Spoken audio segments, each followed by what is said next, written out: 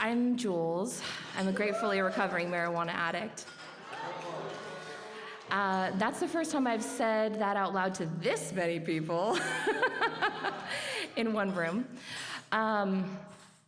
It's an amazing gift to be here today and to be in the presence of so many people who are so willing to work on themselves and their own recovery that they pay to come and celebrate it and our fellowship and be together.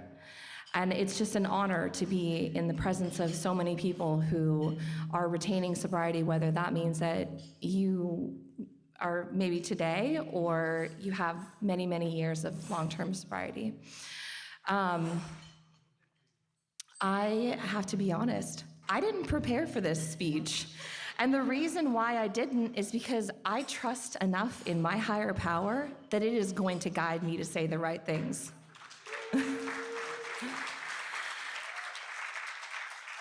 And I hope that, you may take away something from what I say that resonates with you. And if you don't, that's okay too. You can put me on your fourth step. If you have an issue with anything I share, might want to talk to your sponsor about that. Or maybe you could take my inventory later. I want to share a little bit about myself and my story and my journey and what got me here and the usual experience, strength, and hope that we often talk about in our shares. So I came from a family that had some of their own addiction problems. My mom gratefully has been sober for 22 years now. Yeah. And I have a sister who is now sober for 3 years. And my aunt, my mom's sister, is also sober for 3 years. And thank you. And as of April 20th, this upcoming year, I'll have 5 years myself.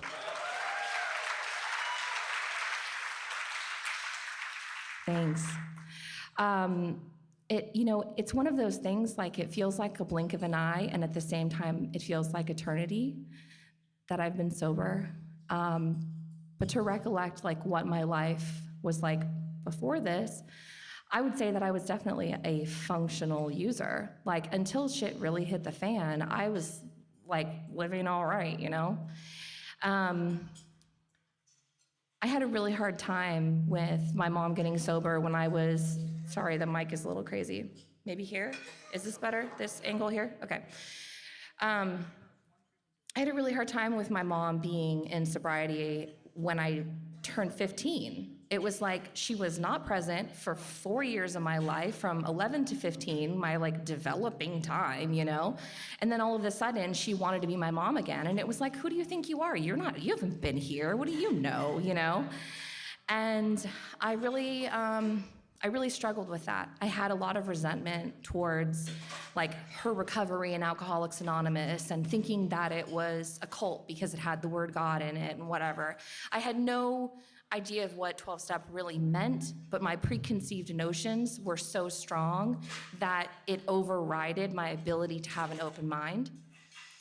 And it wasn't until I really got sober that I was able to accept that this isn't that. This isn't a cult. Like it's far beyond that. We all get to discern what our own higher power is. For me, that like exists in many different states. I'm sorry, I feel like this microphone is making all kinds of weird sounds at me, so I apologize if I sound weird. I'm sounding okay to you all? Okay, maybe I'm just like hearing myself. I'm like, hey.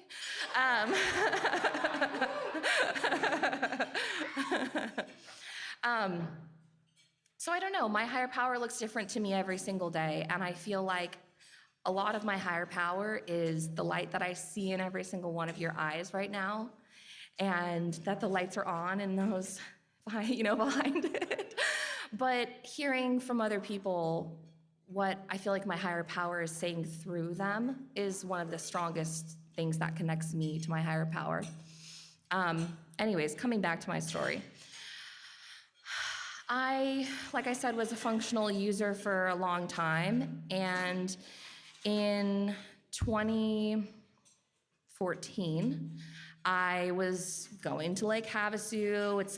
It's a lake in the border of California and Nevada, for those of you that don't know about it. It's very well known for like cliff diving and stuff like that.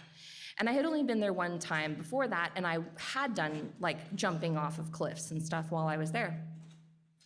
And so we had gone to one spot. This is my friend's joint bachelorette weekend, and I'm maid of honor, so I want to, like, be present for her. So I really wasn't getting that messed up, right?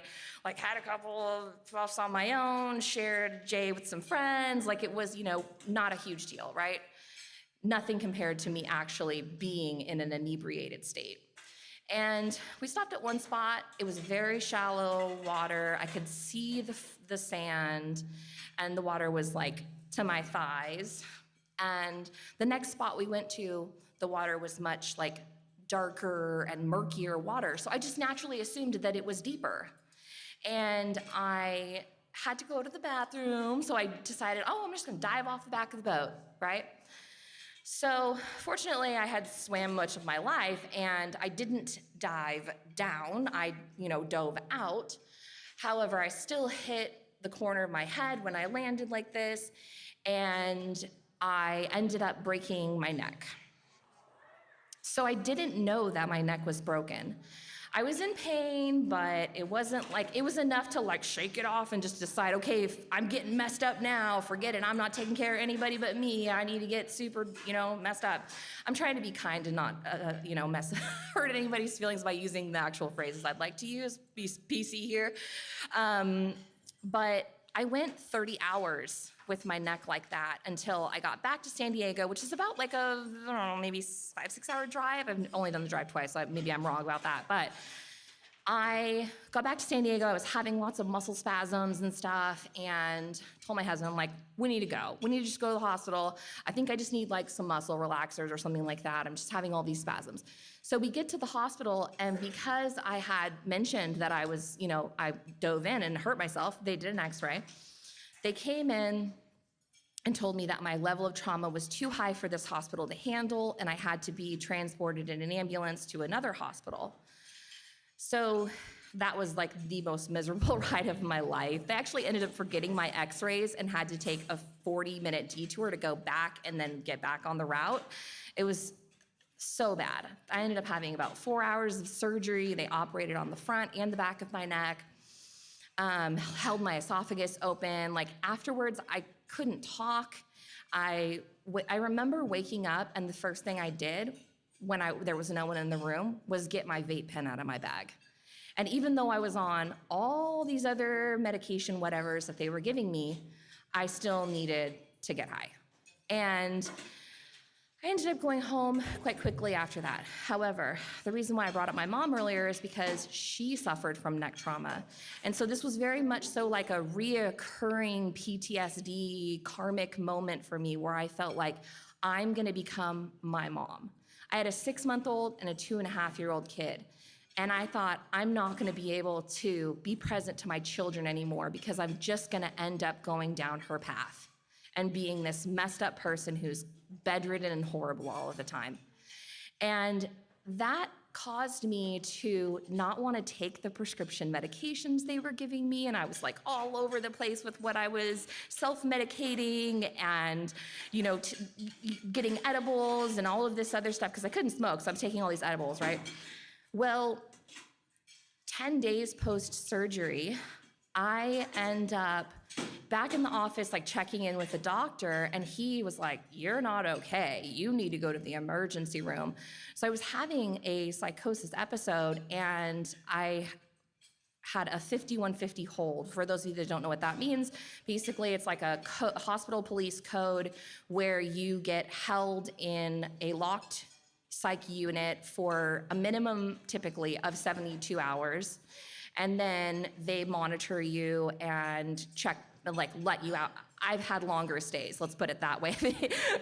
Multiple times I've had manic episodes and et cetera, and ended up back in this situation. But that was the first time that I had to face my situation and try sobriety. I wasn't counting my days. I was white knuckling it. I was just doing the best that I could, thinking that it was just about my neck and the fact that they gave me some diagnosis and whatever.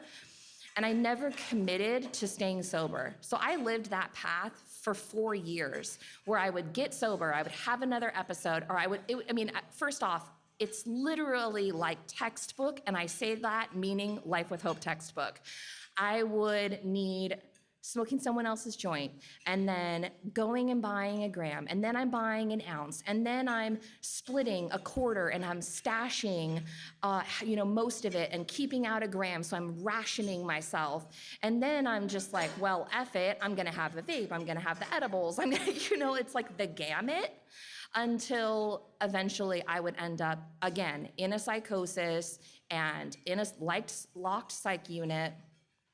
So this happened for 4 years. I went through inpatient programs. I went through outpatient programs.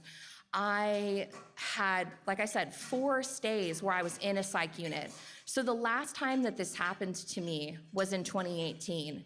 And I finally came to the realization that I had to seek support from something outside of myself. And I succumbed to the idea that whether or not I have XYZ diagnosis, marijuana is not helping my situation, and it's only making it worse. And that's when I made the decision to go into 12-step. Now, being a California native, many people's, I'm not gonna say like for everyone, but many people's stance on addiction is just that like, oh, it's just weed, like it's just your mother's garden. It's just whatever, it's legal. It's not a big deal. And for some people, it's not.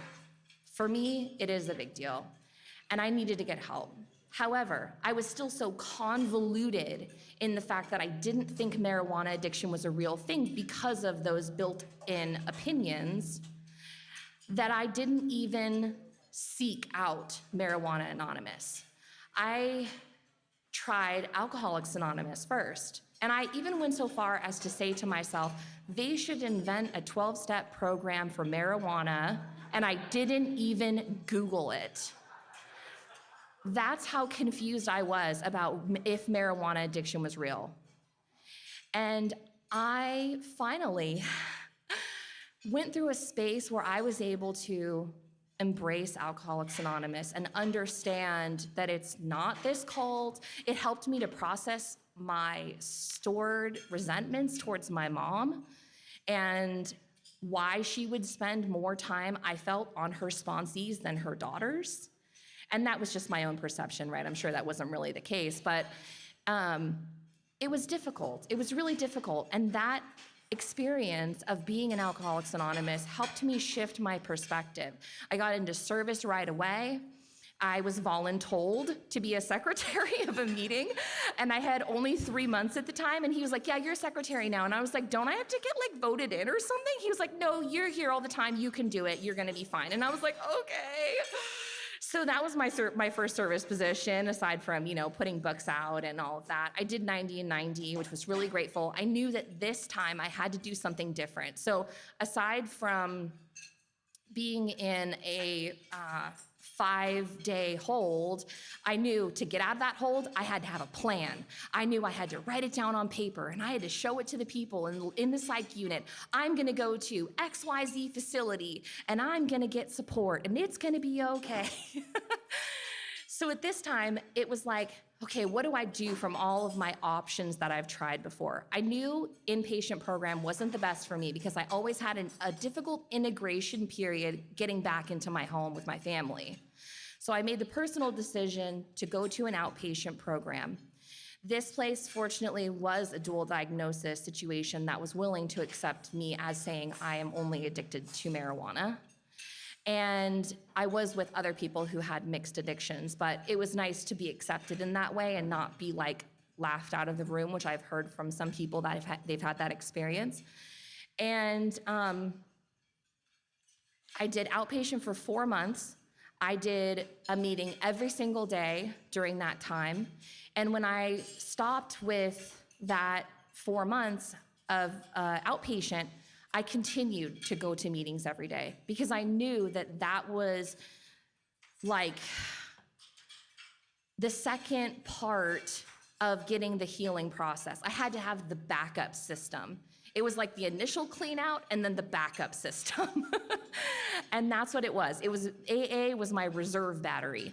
So I was in AA for 6 months until my mom, we decided a long time ago we were not gonna go to meetings together, that it was better for us to keep our programs separate from each other. And we don't live that close to each other anyway, so it wasn't really like, we were 20 minutes apart. It's not that convenient. There's plenty of AA meetings. And so she had invited me to come to her hall. For those who live in San Diego, that was 2nd Street and Encinitas. Shout out to 2nd Street. And when I was there, I was getting my 6-month chip, and I saw on the non-AA announcement board that there was a Marijuana Anonymous meeting. So here's my God shot, right? I see the sign, and it starts in a fucking hour. I was like, Mom, I'm out. I'm going to this meeting. And it was the first time that I heard the 12 questions. And I'm getting chills just thinking about it. It was the first time that I met more than a few people that are in this room right now. And it was like I was home. It was the piece that was missing the whole time for me. I appreciate Alcoholics Anonymous, but being in a room of people that I didn't have to translate it anymore for. When I was in AA rooms, I wanted to be respectful of the singleness of purpose concept, and therefore I would say alcohol when I meant marijuana. And coming into that room was the gift that I needed for my recovery. And very quickly I wanted to start a new meeting, but I knew I needed to see like what were the ways of MA versus AA. So I took about 2-3 months, and then finally I started a meeting in my area at the time. And it wasn't long after that I got involved in the district because I wanted to have this meeting be part of District 20. So I started not going to Zoom meetings to conference call meetings. We called in over the phone with each other. And we would be like, hi, this is Jules. I'd like to say this about that. You remember, Heather.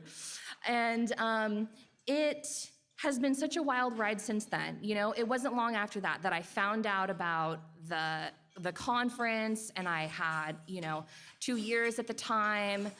And so I just decided, you know what, I'm gonna do that. I think I could be a delegate. Why not, I was like, free trip to Washington, I'm in. So that was 2018, as you probably could figure out. And the moment that we all transitioned to a virtual conference on the fly, super fast. And it was really cool. I'm a business meeting nerd, for sure. I have fear of missing out on business meetings instead of FOMO. And I got involved really fast, and I paid attention really fast. And my cohort, my co-delegate, Ellie, and I were like total newbies, and we were just like, so should we like put our name on the third legacy? Like, is that a good idea? I was like, let's just do it. Like, why not, Like, it'll be fine. And then it was like, who wants to be the convention host? And I was like, should we like do that? She's like, yeah, no one else is saying anything. Like, we'll just do it. Right? And so that's how we're here today. That's how a lot of our service started. We'll just do it. And it was such a gift. It was such a gift. I served as correspondence trustee for 2 years. And for those of you that don't know what that position is, it's kind of like, first off, it was a brand new position that year. They increased the number of trustees in 2018, and with that, added on correspondence. And so essentially, it's kind of like the front desk of MA, like all of our support calls and emails, it gets sort of like funneled through that one place, and then it gets forwarded out to wherever it needs to go, whether it's like a volunteer that needs to respond, or it goes to another committee or a trustee or whatever that needs to answer the call. And I loved it. I'm attached to my phone. I had no problem. I was like, forward messages, I could do this. But I started to do the step 1, 2, 3 workshops as a result of that to try to help the newcomer. And then there was the remote sponsorship program. And there's been a lot of development and service that came out of my role as correspondence trustee.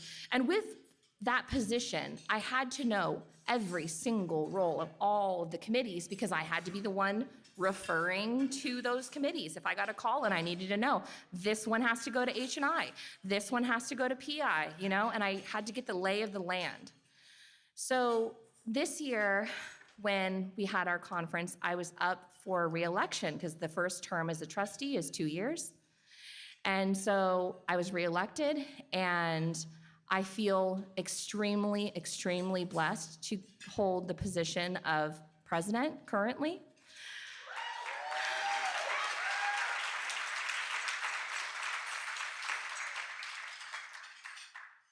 To have your trust in the stewardship of our fellowship is not something that I take lightly.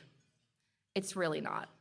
I'm fortunate enough that my husband can support our family through his career, and therefore I don't have a job.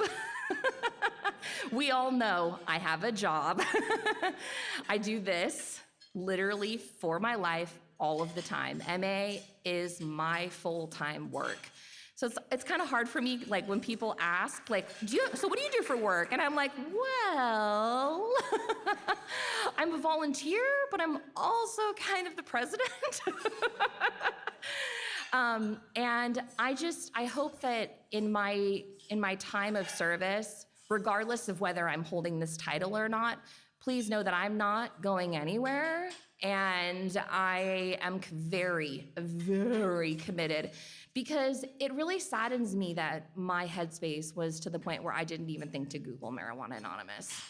I didn't think to Google marijuana 12 steps. I didn't think to Google how to get sober from pot. I didn't think to Google any of that. I felt like I was left to my own devices to try to figure it out. And that's why I'm so grateful that there has been so much work in our PI department. For those of you that don't know this, I'm gonna just announce it because I love that.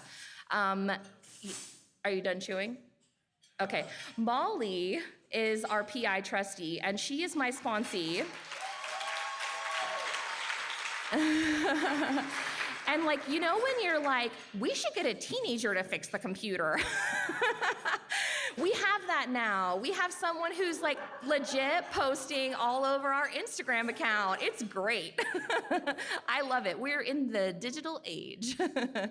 And having that visibility and hearing from her like what analytics we have is really amazing. So I hope that our fellowship can continue to grow in so many different ways and that we can grow in a way that is, I'm trying to find the right words for this, but that it's like we evolve with the growth rather than it being like detrimental to us because we're like, what do we do? There's too many people trying to get sober and we can't handle this.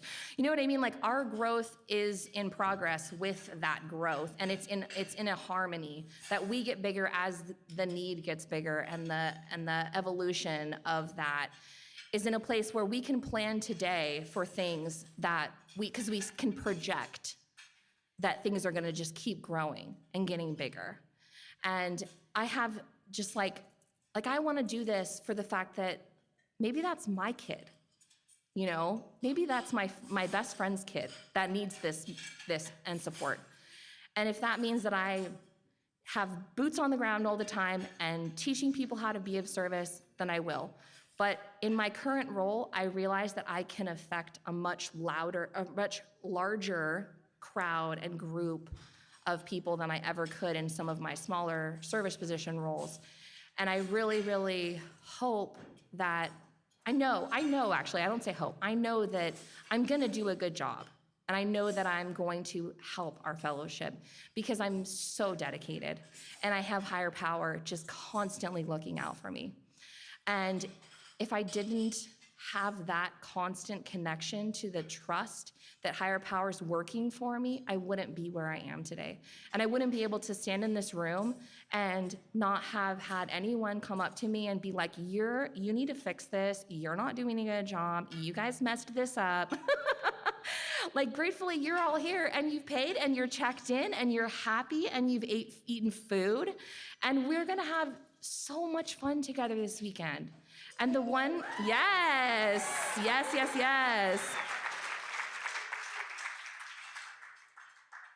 The one thing that I wanna ask of all of you is to just be present to each other and to remember that each and every one of us, we're all doing our best with what we have. We are all in recovery. We are all trying to continue to progress through the 12 steps in our daily practice and have humility with each other and maintain anonymity and not have gossip or criticism, and to literally just like, Roland, I see you. I see you, Roland. I see you, Thor. I see you, Heather. Like, let's just see each other. And in those little moments where we really connect with, I'm like gonna tear, in those moments where we really connect with each other, this weekend is gonna be like that eternity and not like a blink of an eye.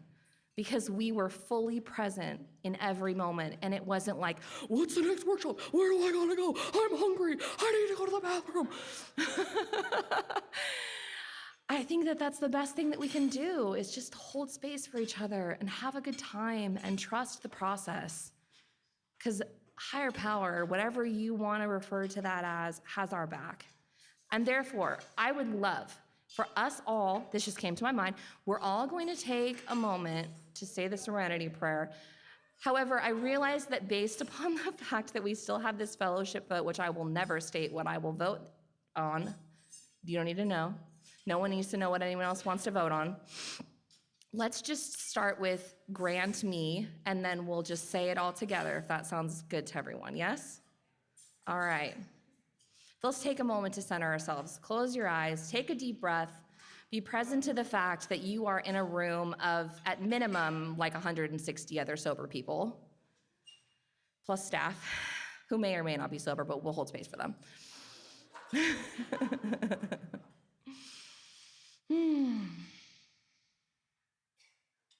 All right. Grant me the serenity to accept the things I cannot change, the courage to change the things I can, and to know the difference. And some of us add on the willingness to take action.